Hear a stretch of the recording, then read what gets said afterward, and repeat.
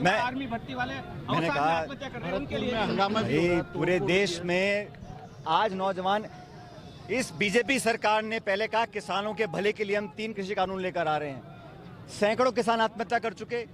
2 साल के बाद सरकार ने हाथ जोड़ के माफी मांगी और कहा विद्रोह कर रहे हैं। अभी कह रहे हैं नौजवानों की भलाई के लिए कर रहे हैं, तो नौजवान सड़कों पे क्यों हैं? इसको भी वापस लेना पड़ेगा। पहले किसानों के साथ खिलवाड़ किया, अब नौजवानों के साथ खिलवाड़ कर रहे हैं। और मैं जानता हूं ये सरकार सुनना बंद कर रखा है इन्होंने, ये जमीन की आवाज सुनते ही नहीं है। इसलिए मैं आग्रह करता हूं ये अगजनी बंद होनी चाहिए, लोगों को शांति बनाए रखनी चाहिए। लेकिन भारत सरकार को चाहिए कि नौजवानों के प्रति सहानुभूति रखें, उनको धोखा ना दें, नौकरियों को खोलें फौज की। और ये जो अग्निपथ का योजना है इस पर, इसको अभी तक रोकना पड़ेगा, पुनर्विचार करना पड़ेगा, ताकि लोग अपने आप को ठगा महसूस ना करें। और अभी राहुल गांधी जी का लगातार इन्होंने पेशी करी है, इतने घंटे पूछताछ करने के बाद सोमवार को दोबारा बुलाया है। मैं समझता हूं कांग्रेस पार्टी को, हमारे नेतृत्व को छिपाने को कुछ नहीं है। इस केस में ना तो एफआईआर हुई है, ना कोई आरोप लगा है, ना कोई धोखाधड़ी करी है। लेकिन 7 साल पुराने केस को खंगाल कर सिर्फ संकेत देना चाहते हैं कि जो भाजपा का विरोध करेगा, केंद्र सरकार का विरोध करेगा, उसकी आवाज को हम मसल देंगे, उसकी आवाज को कुचल देंगे। लेकिन कांग्रेस जन देश का संगठित एकजुट है, हर कीमत पर हम सच्चाई की लड़ाई लड़ेंगे, न्याय की लड़ाई लड़ेंगे और केंद्र सरकार की जो दमनकारी नीति है उसके खिलाफ हम मोर्चा जारी रखेंगे। आज जलाध्यक्ष जी, मंत्री महोदय, विधायक सब यहाँ मौजूद हैं। राजस्थान के तमाम 33 जिलों में कार्यक्रम हो रहे हैं। अगले हफ्ते सोमवार मंगलवार को ब्लॉक कार्यक्रम भी हम लोग करेंगे। लेकिन देश में हम चाहेंगे कि हमारे नेता एकजुट रहें और हम इस अन्याय के संघर्ष को जारी रखेंगे। जिले के अंदर जिला कांग्रेस कमेटी प्रदर्शन कर रही है। राजस्थान समेत समूचे राज्यों के अंदर कांग्रेस पार्टी सड़कों पर आ जाई है और मुद्दा बड़ा स्पष्ट है। भारत सरकार की जो दमनकारी नीति है, भारत सरकार का अनावश्यक दबाव, राजनीतिक प्रेशर जो एजेंसीज के ऊपर है, वो सबको दिख रहा है। आज जिस प्रकार ईडी ने द्वेषपूर्ण भावना के तहत सोनिया गांधी जी को, राहुल गांधी जी को प्रताड़ित करने का जो एक ठान ली है, उसके विरोध में, और आज जैसा कि आप जानते हैं कि सीबीआई ने भी मुख्यमंत्री अशोक गहलोत जी के भाई के यहाँ पर जो रेड की है, जो छापेमारी है, वो इस बात का प्रतीक है कि तमाम एजेंसीज, इनकम टैक्स हो, सीबीआई हो या ईडी हो, ये सभी एजेंसीज राजनीतिक दबाव में काम कर रही हैं। कांग्रेस पार्टी का विरोध इन संस्थाओं का राजनीतिकरण करने के खिलाफ है।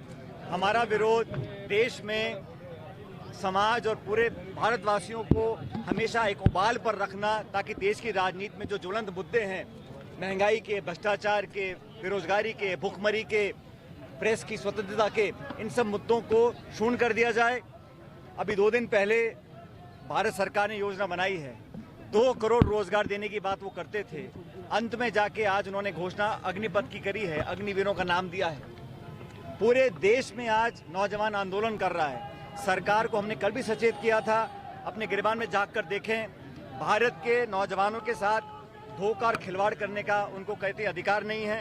भारत की सेना, जिस पे हम सबको फक्र है, हमारे वीरों ने शहादत देकर इस सेना का नाम रोशन किया है।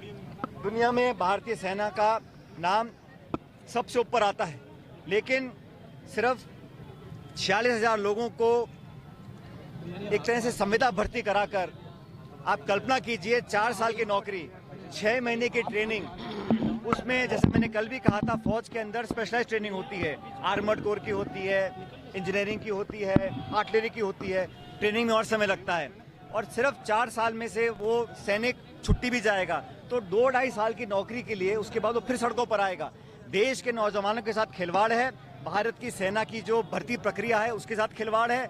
और भारत सरकार को स्पष्ट करना चाहिए, 2 साल कोविड का बहाना लेकर आपने भर्तियां नहीं करी। आज ये अग्निपथ के नाम पर क्या भविष्य में सारी सेना की भर्तियों को रोकना चाहते हैं? सेना में भर्ती करना भारत के नौजवानों के लिए सपना होता है। 1.5-2 साल की मेहनत कर प्रशिक्षण कर वो नौजवान तैयारियां करते हैं।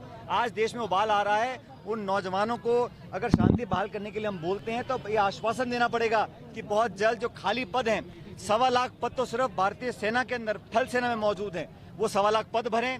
और लगभग 60 लाख ऐसे पद हैं जो अर्धसैनिक बलों के, स्टेट पुलिस के खाली पड़े हैं।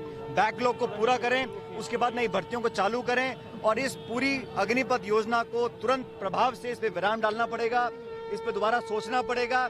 भारतीय सेना के जो अफसर अधिकारी हैं, सबने अपनी आशंकाएं प्रस्तुत करी हैं। बड़े लेके लोग चाहते हैं कि इस पे दोबारा पुनर्विचार हो, देश की तमाम पॉलिटिकल पार्टीज चाहती हैं। अग्निपथ लागू कर कर देश के नौजवानों के साथ खिलवाड़ हो रहा है। और हम कई बार कह चुके हैं, जो व्यक्ति फौज में जाता है वो नाम नमक और निशान के ऊपर लड़ाई लड़ता है, वो दुश्मन के सामने गोली खाता है लेकिन अपने साथी के साथ लड़ा रहता है। वो जज्बात पैदा करने के लिए समय चाहिए होता है। ये अल्पकालीन नौकरी देकर 3,75% लोगों को दोबारा सड़कों पर लाने का जो काम हो रहा है, इसका विरोध करते हैं। कांग्रेस पार्टी ने स्पष्ट किया है, देश की, भारत की सरकार की दमनकारी नीतियों के खिलाफ हम लोग संघर्ष करेंगे। जो हमारे नेताओं को दबाव में लाकर काम करने का एक कोशिश कर रहे हैं, उसको नाकाम करेंगे। और हमारी नौजवानों के साथ जो खिलवाड़ हो रहा है नौकरियों के नाम पर, जो ये ठेका भर्ती की जा रही है, इसको हमें रोकना है। और सरकार से आग्रह करेंगे इस पर विराम लगाएं और इस पर पुनर्विचार कर दोबारा इस योजना को लागू करने की सोच सकते हैं।